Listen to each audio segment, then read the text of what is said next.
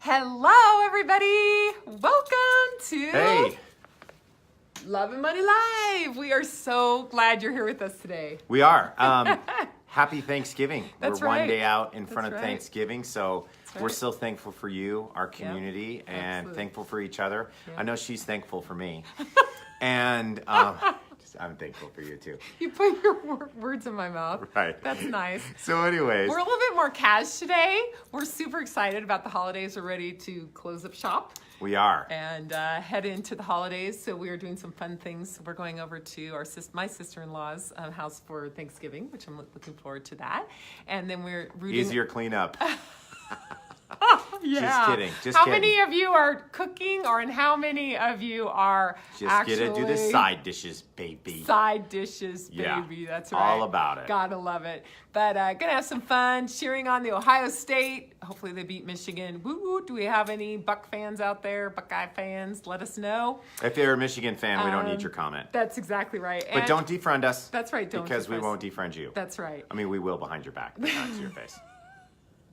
So, anyways, we got a lot to talk about. Let's We get do, cranking. but I also want to tell him that we're excited to cheer on our youngest for his first high school basketball game this Cade. weekend. Yeah, we're super excited about it. So it's going to be fun putting up Christmas decorations.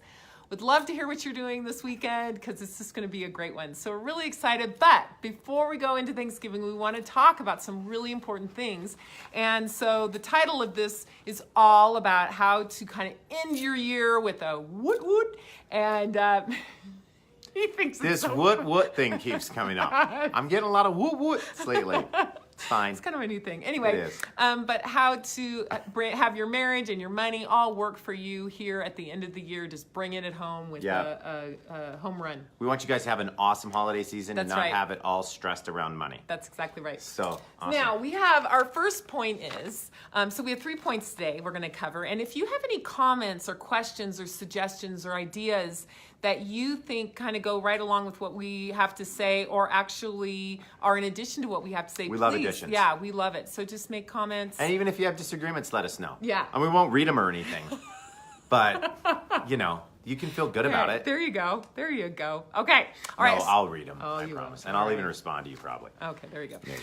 All right, so the first one is holiday shopping tips. Okay, so we are all about, and we're just actually covering this topic today. A lot of times we cover things all about parenting and stuff like that. But today we're talking specifically about your money, your marriage, bringing it together for a home run. All right, so the first one are holiday shopping tips. Now, it's kind of fun today. I'm doing, we are doing a Twitter chat, and we're doing that with We're doing Twitter chat Yes, today? we are with Awesome. Credit Chat, Experian, and so we're going to be a guest on there today. But we're going to be covering a whole bunch of holiday saving tip ideas and just holiday shopping tip ideas. Some of you saving money isn't super duper important, but some of you it is. And so if it is, we've got some great tips on there for you today, but I wanted to share just a couple. One of the questions is, what is a good way to track all your holiday expenses? Hey, there's 2 ways. You either do it through an app, which some of the apps that we like are Evernote, Exemplify, and Foresight, F-O-R-E, Full Receipt is what it's called. Okay, so those are pretty good ones. We like that. Also, too, just open up a freaking note in your Just track it. fan. That's what Just I track do. it. Yeah, this is great. All right, so that was one. Then another one was, what is the best way to save on traveling? Here's the thing. Just make sure you guys agree on the expenses that you're going to have on the trip. Don't go into the trip having different expectations of what your expenses are going to be. That is the way for the fight and the money war to start. And you don't want a money war on your vacation. No. We Makes know it miserable. people who fight about money their whole vacation, ruin it for the kids, ruin it for each other. Don't be one of those. Not a good thing. Maybe an idea would be to give yourself a daily limit. There's kind of an idea. Oh, one thing too, if you have kids and you're traveling, this is a wonderful way to teach them about money. Give them an allowance for the trip. And they can spend the money any way they want. You stop at the gas station, they can get a snack. Great, no problem. They use it, they lose it. Great Your way to spenders teach will them be money. out of money in about the 3rd day. That's right. That's exactly right. All right, so a couple more just real quick ones. When is the best time to shop for holiday gifts? Okay, obviously, a Black Friday, Monday is Cyber Monday. Now, a lot of the companies are extending their Black Friday to Wednesday through the next week, and they're extending their Cyber from Monday to the following week. But here's the thing, a lot of people ask, is it better to go Black Friday? Is it better to go Cyber Monday? Here's the thing, if you find a really good deal on Black Friday, buy it. If you see something better on Cyber Monday or on the internet, you can return it. So there's just a little quick tip there.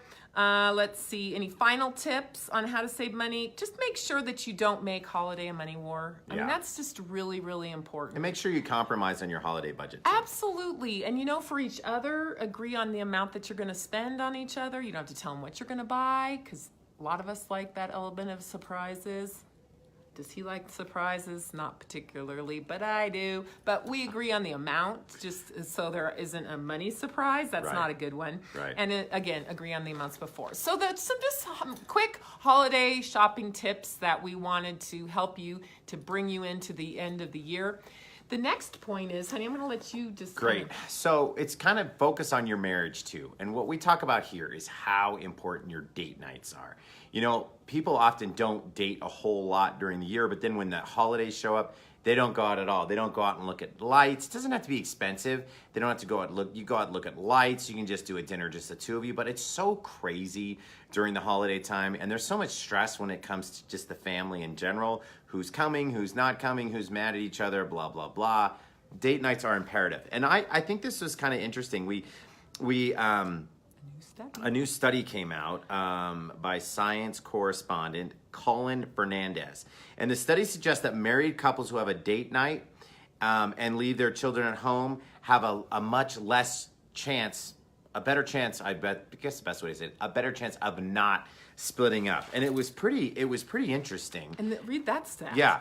Couples are 14% less likely to break up if they regularly enjoy a date night, which totally makes sense to me, because I think the reality is if you're talking and it's just the two of you, you get to hear from each other a little bit more. When we had our little ones, we went on a date night every week, and sometimes it was really hard, and sometimes we were so tired when we went, but the reality is we got more energy as we hung out during the night, and so do it, because it helps. Here's some other interesting statistics. Of the 9,969 couples survey, 11% managed a weekly date night. 11%. That's it. Let's take that number up. Come on, guys. 30% dated once a month. Okay. Okay, all cool. Right. Okay. I mean, if all you Brian, can do is are you once a doing month, date nights? We hope good so. for you. Brian, which Brian? Brian joined us. Oh, Brian, I hope you're... Oh, yeah. Hey, Slivka, how are you, buddy? So... I know you're doing date nights because you're an amazing husband and you're an amazing dad. Can I see some thumbs up on that? 23% went out as a couple less than once a month. Okay, but at least that group has they're doing something, and 36% never did. Are you kidding me? 36% of you are not dating each other. So I'm one of those guys where. I'm one of those guys that, is like, I don't like to talk down condescendingly, but for you 36% people, come on now. It's time to take your wife or your husband on a date. Spend the money or do something really cheap. If you're a really frugal person, then who cares? Go on a walk, go do a picnic lunch, something that's frugal in nature, but go on the date. 36%, but please, please, please, your marriage is worth it.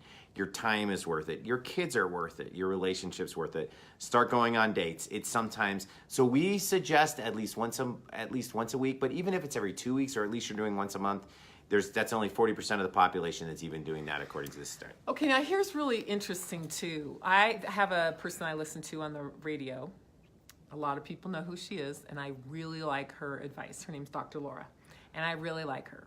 But the one thing I do not agree with you on, Dr. Laura, is this. She doesn't really believe in date nights. I'm like, what? Dr. Laura. Okay, Dr. Laura, we love you. But that one, and maybe I'm wrong, and if I'm wrong, hey, Dr. Laura, let me know. But that's just what I've picked up on a couple of times when people have talked about date nights, is that you don't believe in them. And I think the whole thought process is you need to be giving to your spouse all the time and stuff like that. Okay, but let's get real. I cannot believe how busy and how fast time goes, and that it's just so special to say we're going on a date night. We're going to focus on our relationship. We're going to focus on us. There's something special about saying we're going on a date night. Even over saying we're just going to go out. A date night. And it can even be playing a game at home together. I don't care, but really labeling it as time that you're setting all distractions aside, kids aside, and you're going out together and you're loving on each other and you're listening to each other and all that. I mean, we are just like the biggest proponents of date nights because it's really helped us. Okay. All right, I'll stop the soapbox. Okay. But Dr. Laura, let me know if you're wrong. If you're listening, just let me know because I could be very wrong, which I am from time to time. Anyway, all that is to say. All right, our last point is new goals.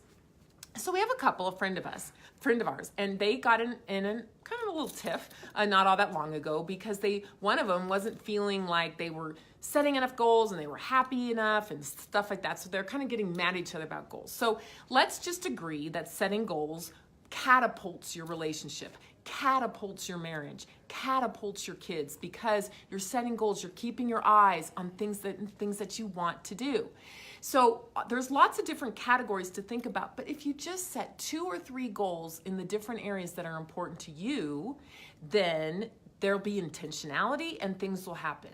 So bring home the end of this year by doing that. So some examples would be have 2 or 3 goals in the area of fitness. Have 2 or 3 goals in the area of your professional life. Have 2 or 3 goals in the areas of your kids' life. Have 2 or 3 goals in the area of your spiritual life. Super important. Your physical life, your physical well-being. All those areas, but last but not least, have goals in the area of your relationship and money. Making sure that you're understanding and you're appreciating and you're supporting each other in the areas of money and your differences. We can't tell you how important it is to know your 2 money personalities. Each of you have 2, so there's 4 total. So give to each other this year based on who the other person is. An example is Scott is a spender security seeker. So I'm going to make sure that when I talk about money, I talk about it in the ways of a plan because security seekers need a plan. I don't need a plan so much, but he does. So there's just an example for you. So let's really give to each other this year and make some goals all around your money and your relationship. So holiday shopping tips, making sure that your marriage is top of its game. And last but not least, really making sure that you have goals this year that are intentional, and one of those areas is money and your marriage. Awesome. All right. Hey, go have a great date night this weekend. Absolutely. Love you guys. Love you so much, and thanks for joining us. And as always, make it happen.